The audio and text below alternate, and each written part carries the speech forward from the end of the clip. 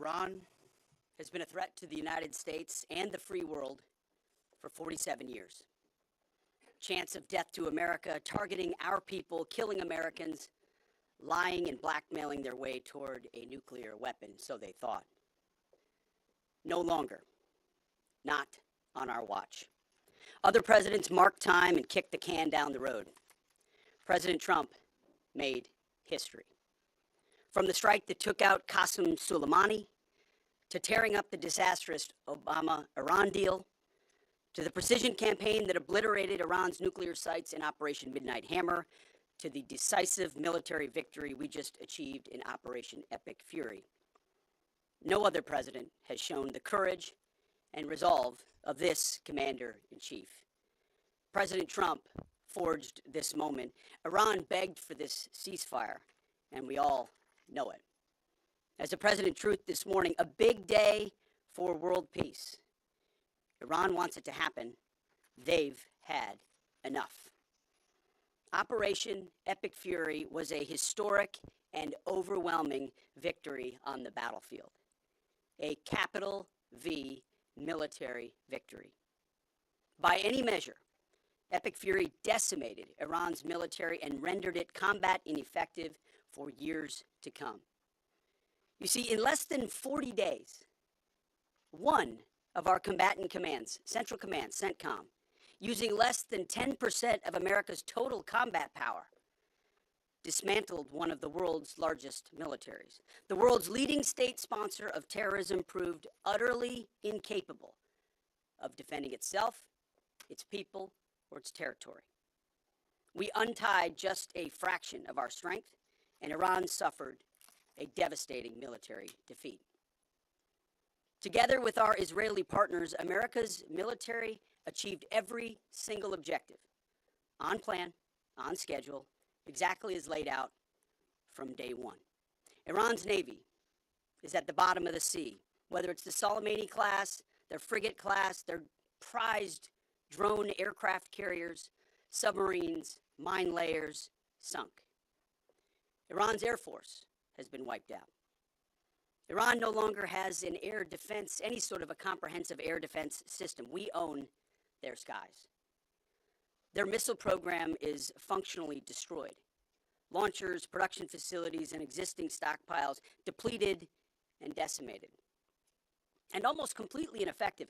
Iran shot hundreds and hundreds of missiles and one-way attack drones at our aircraft carrier. They were obsessed with it, and they never got even close. Every single one of those shots easily shot down miles and miles away from the Abe Lincoln. They were blowing ammo into Fantasyland. Contrast that with, most significantly, in last night's wave of more than 800 strikes, we finished completely destroying Iran's defense. My work is easy because I use ClickUp.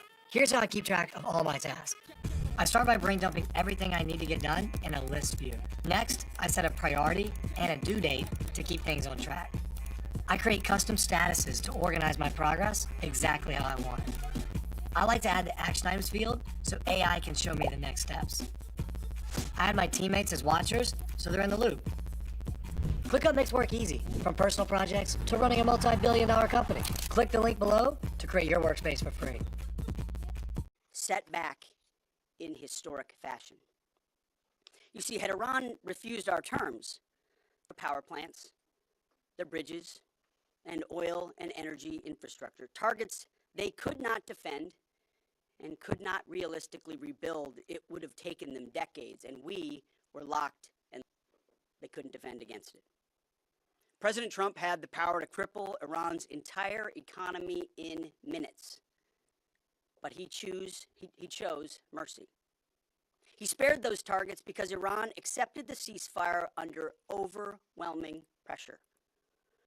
The new Iranian regime understood that a deal was far better than the fate that awaited them.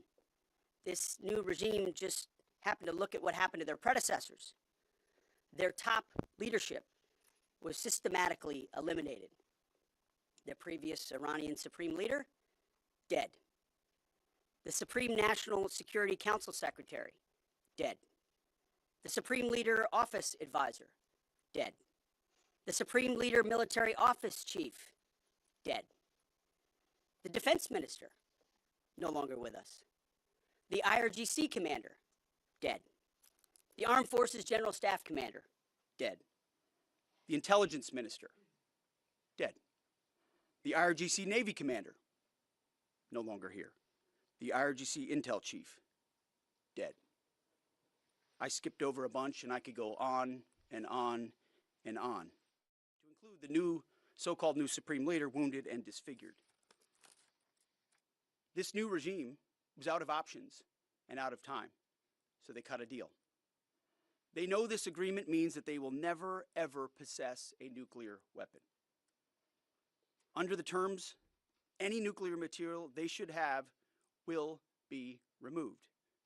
Any material, they should not have will be removed. Right now, their dust is deeply buried and watched 24/7 overhead. The president has been clear from the beginning, there will be no Iranian nuclear weapons. Period, full stop. Other presidents said it. President Trump did it. Operation Epic Fury. Less than 6 weeks, clear mission, decisive action, overwhelming firepower, America first, a historic battlefield victory. For decades, Iran killed Americans with roadside bombs in Iraq, using cowardly proxies to do their dirty work while they hid safely in Tehran. They struck our embassies with car bombs and attacked from the shadows, never daring to face us toe-to-toe. They thought they could bleed America with impunity. Well, they just learned the hard way what happens when you try to fight us directly. And even when they got lucky, one time in 40 days, and down 2 of our pilots, they couldn't hold them. In a daring 14-hour rescue operation, 7 hours in daylight and 7 hours of night, both pilots were recovered safely. Not once, but twice. A daylight thunder run right up the middle of their country, boots on the ground. A midnight raid right up the middle of their country, boots on the ground. 0 American casualties. The Iranians humiliated and demoralized. We control their fate, not the other way around. That's why they came to the table. Iran's defeat is America's retribution for every American lost to Iranian terror, especially those brave troops killed by Iranian-made roadside bombs in Iraq that my generation knows so well, and for the suffering their regime has inflicted around the world. Now we have a chance at real peace and a real deal. The War Department, for now, has done its part. We stand ready in the background to ensure Iran upholds every reasonable term. And as everyone knows, nobody makes a better deal than President Trump. To the warriors of Epic Fury, I say well done. You're the backbone of our country. Your skill, your bravery, and sheer guts and grit showed the world what America is all about. I'm proud of you. We're proud of you. President is proud of you. Job well done. But stay vigilant and stay ready. To the families of our fallen, your sacrifice was in service of a historic cause, and we will always remember your heroes, our heroes. We will continue to honor them. And to our Israeli allies, thank you for being a brave, capable, and willing ally on this battlefield. The rest of the world and the rest of our so-called allies saw what real capabilities look like. They should take some notes. Our troops, our American warriors, deserve the credit for this day. But God deserves all the glory. Tens of thousands of sorties, refuelings, and strikes carried out under the protection of divine providence. A massive effort with miraculous protection. Dude 44 Bravo spoke for all of us. God is.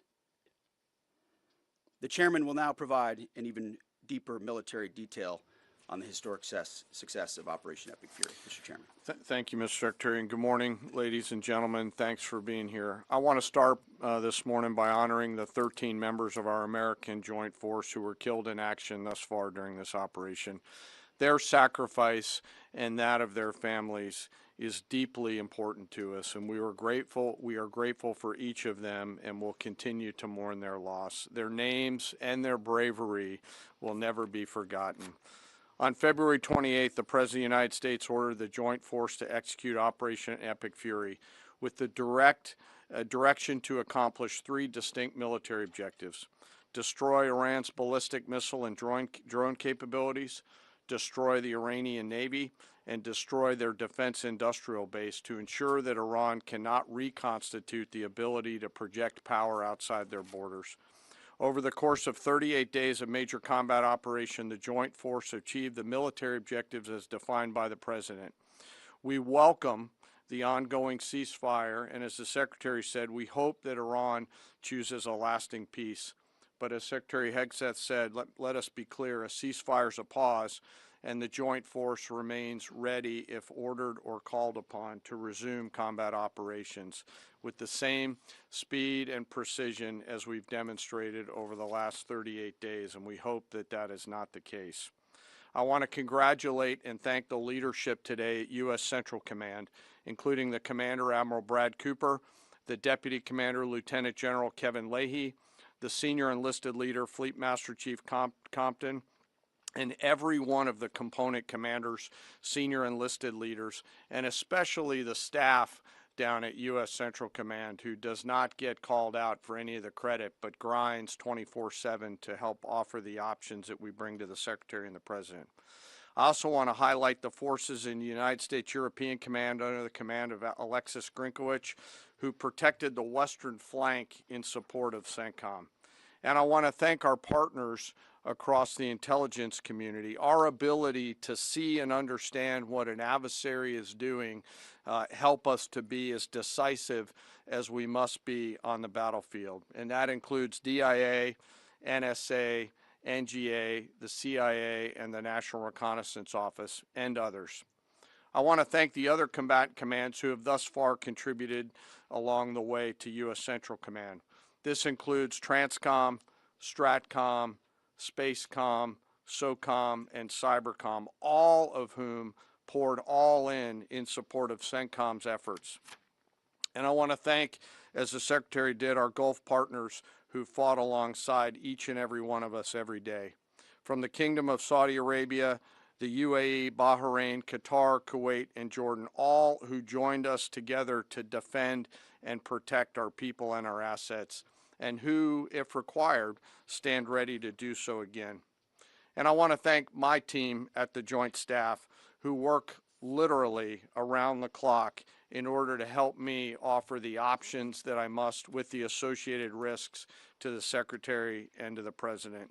They are the hardest working people that I know, and I am deeply grateful for their service. Most importantly today, I want to thank America's members of the Joint Force who've poured everything that they can into Operation Epic Fury, and their families who've worked 24 hours a day for 38 days. The Secretary and I could not be more proud of each and every one of you. And we deeply appreciate the support of the American people, who we know always have us in our thoughts and prayers. And we can feel this literally every single day. As the Secretary said, the United States has devastated the regime's ability to harm Americans and our interests for years to come. Since the beginning of major combat operations, the United States Joint Force has struck more than 13,000 targets, including in that 13,000 more than 4,000 dynamic targets that popped up on the battlefield and were immediately addressed, thanks to the exceptional command and control system and intelligence, acumen, and agility of our Joint Force. CENTCOM forces destroyed approximately 80% of Iran's air defense systems, striking more than 1,500 air defense targets, more than 450 ballistic missile storage facilities, 800 one-way attack drones storage facilities. All of these systems are gone. We've devastated Iran's command and control and logistical networks, destroying more than 2,000 command and control nodes and degrading their ability to target U.S. and friendly forces. It is, and we know this, incredibly frustrating right now to be a lower level Iranian commander trying to fight your fight. As the Secretary said, the Iranian Navy now lies mostly at the bottom of the Arabian Gulf, and we assess that we've sunk more than 90% of their regular fleet, including all of the major surface combatants, as the Secretary said. 150 ships are at the bottom of the ocean, and half of the... Your email is your first online impression. Make it count. With GoDaddy Email, you get a professional address that matches your domain. It builds trust, boosts credibility, and helps grow your brand. Setup is quick, and your inbox is protected with built-in security. And if you ever need help, we're just a call away. Start building your brand, one email at a time.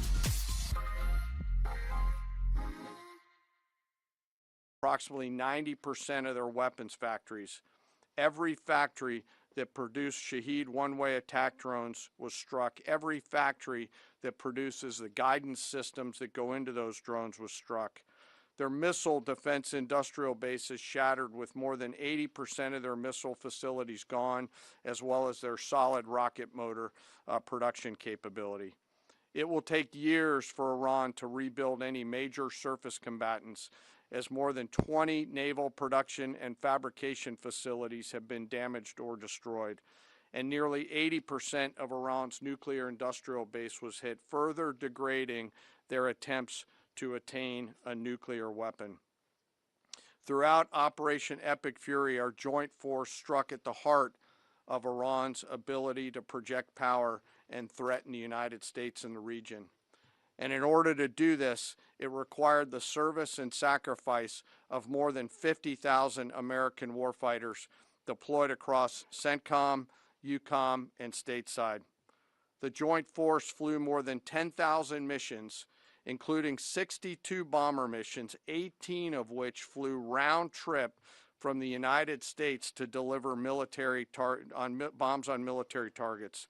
Each of these missions was more than 30 hours in duration, and we did that 18 times. No other military in the world can do that. And it's a testament to the logistical force that quietly serves behind them. I cannot thank TRANSCOM and the Air Force Tanker and Mobility Force more. Combined with Army and Navy joint fires, we struck more than 13,000 targets. And along with our Gulf partners, we've thus far intercepted 1,700 ballistic missiles and one-way attack drones, defending our forces and our partners in the civilian population. And we remain ready to do so should the need arise. Along the way, we consume more than 6 million meals, and by my estimate, more than 950,000 gallons of coffee, 2 million energy drinks, and a lot of nicotine, but I am not saying that we have a problem. I've laid out the statistics, but it does not truly capture the nature of combat. This is gritty and unforgiving business. It's chaotic, it's hot, it's dark, it's unpredictable, and there's always unknowns. And our people proudly walked into those unknowns and continue forward. And through it all, the Joint Force has demonstrated the unwavering resolve that the nation demands of us. We are a mission-focused force, and our objectives always is to create the conditions for peace, and today we have, while be ready should that peace break, which we hope it is not. And we remain ready. Before I turn it back to the Secretary, I also want to quickly revisit the rescue of the Air Force fighter crew over the weekend. To give you an update, we've had, the Secretary and I have had the profound honor of speaking directly with many of the warfighters on that mission, from the downed crew that were picked up to those forces that went and got them. Hearing these stories firsthand has only deepened our appreciation for their tenacity, creativity, courage, and grit of the American Joint Force. This is a story that gets to the very heart and soul of who we are as a joint force, who we are as Americans. Selfless sacrifice in service of others. From the backseater, Dude 44 Bravo, whose pure and unadulterated joy at seeing those helicopters come into the valley to get his front seater in daylight because he knew the front seater did not have a jacket, and was so filled with heart-leaping joy at his front seater getting picked up, to the nighttime folks that went in and then got him, to the tanker forces that did the things that they had to do to give their own gas away, to the support packages, to those that went into the desert landing site not once, not twice, but 3 times as we fought through multiple contingencies. This was and is a joint force that has the guts to try, that does not quit, and who each and every day does the things that we must to dare to win. No lives were lost. We succeeded because the joint force is always at the ready. They trust each other, they trust their leaders, and they trust their training. And they remember first, foremost, and always that we do these things so that others may live, and we will never leave anyone behind. The success of Operation Fury thus far, and we hope it remains, culminates with this incredible rescue over the weekend, a direct example of the professionalism and courage of the United States military and our joint force. It's the service members on the front lines, our partners in the region, our teammates in the intelligence community, our civilian leaders in the OSW side of the house, the American workers who build the tools and weapons that we use, and the American people who back us up that help us to go do these things. I stand here humbled today, but frankly not surprised by what the Joint Force has been able to do. Their performance is fueled by a deep commitment to each other, their mission, and to our country. It is an incredible, deep honor for me to be a part of this joint force, and I'm humbled by the service and sacrifice each and every day that I am lucky enough to see. And finally, as I always do, I ask that we never forget our fallen and their families, especially those 13 fallen from Operation Epic Fury. May we always be worthy of their sacrifice and honor their legacy. And with that, sir, I'll turn it back over to you. Thank you, Mr. Chairman. We'll take a few questions. Alexander Ingersoll, One America News. First of all, thank you to our troops. What role is our military playing in escorting vessels through the Strait of Hormuz at this point? And the president said on Truth Social that the U.S. will be hanging around to make sure everything goes well. Obviously, Mr. Secretary, you just mentioned, we know the scars from hanging around in Iraq for decades. But what does that entail in terms of our military presence at this juncture? Yeah, we'll be hanging around. We're not going anywhere. We're going to make sure Iran complies with this ceasefire, and then ultimately comes to the table and makes a deal. So we'll stay put, stay ready, stay vigilant, as the chairman laid out. Our troops are prepared to defend, prepared to go on offense, prepared to restart at a moment's notice with whatever target package would be needed in order to ensure that Iran complies. As far as the Strait, you saw the initial agreement that was struck, which is Iran's letting ships go through. So there'll be that will be happening. They will be sailing, and ultimately, as the president, I mean, we've done an incredible job militarily inside the Strait of Hormuz. What Admiral Cooper, I failed to mention Admiral Cooper's name. He's done a phenomenal job, along with everybody at AFCENT and ABCENT and ARCENT and all the components down there, laying the groundwork for Iran. Iran doesn't have the same ability to defend it the way they did before, and so as the president has pointed out to the rest of the world, we barely get any of our energy out of the Strait. Just a tiny fraction. It's time for the rest of the world to step up and ensure that that stays open after President Trump and the War Department brought Iran to the place where they are voluntarily opening it right now, as was announced last night. Yes, Jerry. Thank you, Mr. Secretary, and thank you both for the update. President Trump posted on Truth Social this morning that there has been a very productive regime change in Iran, and that there will be no enrichment of uranium, and the U.S. will work with Iran to dig up and remove the deeply buried nuclear dust. So I just have two questions here. So both you, Mr. Secretary, and the President have referred to a new regime in Iran. So is this not the regime that was at war with us for 47 years? And how do we, what do we think of when we're saying that this is a new regime? What are we thinking and what are we saying there? And then my second question is, with any future deal with Iran, is their handing over of all of their enriched uranium and they're promising not to enrich any future uranium a non-negotiable for the U.S.? Well, it's always been non-negotiable that they won't have nuclear capabilities. And so right now it's buried and we're watching it. We know exactly what they have, and they know that. And they will either give it to us, which the president has laid out. They'll give it to us voluntarily. We'll get it. We'll take it out. Or if we have to do something else ourselves, like we did in Midnight Hammer or something like that, we reserve that opportunity. But what's clear, what the new Iranian regime knows, is they'll never have a nuclear weapon or the capability to get a path to one. As far as the new regime, you heard the list that I read. It's a new group of people who've seen the full capability of the United States military and has a new calculus about what it means to negotiate with us, hence why they came to the table wanting a ceasefire and the shooting to stop. So this new regime, which the regime has been changed, has a different interaction with the U.S. Right here. Mr. Secretary, thank you. Oh, of course. I was going in front right here. Thank you, Mr. Secretary and General Caine. Mary Margaret with the Daily Wire. 2 questions. Iran has said that safe passage through the Strait of Hormuz will be possible in coordination with Iran's armed forces and, quote, technical limitations. What do you believe that means? And then we've also heard reports that Iran has continued striking targets well into this morning. At what point are we beyond a grace period? Are we giving them a grace period? Is there a miscommunication there? What's going on with that? What we know is that Iran is going to say a lot of things. A lot of people are going to say a lot of things, claim a lot of things. What has been agreed to, what's been stated, is the strait is open. Our military is watching. I'm sure their military is watching, but commerce will flow.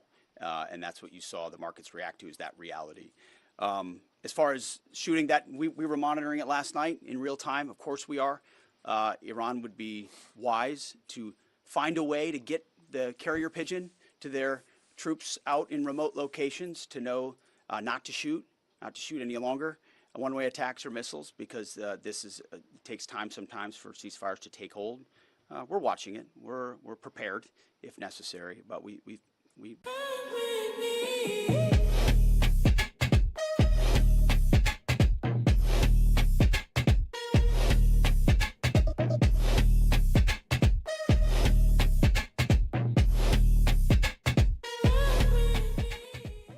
response in America. If Iran did not come to the table and make a deal yesterday by the deadline, was the president really prepared to wipe out Iran entirely? Like I said, we had a target set, locked and loaded, of infrastructure, bridges, power plants. Remember, this is a terror regime, a military regime, used all of these things for dual use to fund their military, to fund their terror campaigns. We had a lot of legitimate targets. They knew exactly the scope of what we were capable of. We hit some military targets on Karg, which is a bit of a signal. They can't defend it. And so Iran ultimately understood their ability, their future, to produce, to generate power, to fuel their terrorist regime was in our hands, was in President Trump's hands. That's why they came to the table. He ultimately said, we can take it all from you. Your ability to export energy will be taken away. And the United States military has the ability to strike those things with impunity. That type of threat is what brought them to the place where they effectively said, hey, okay,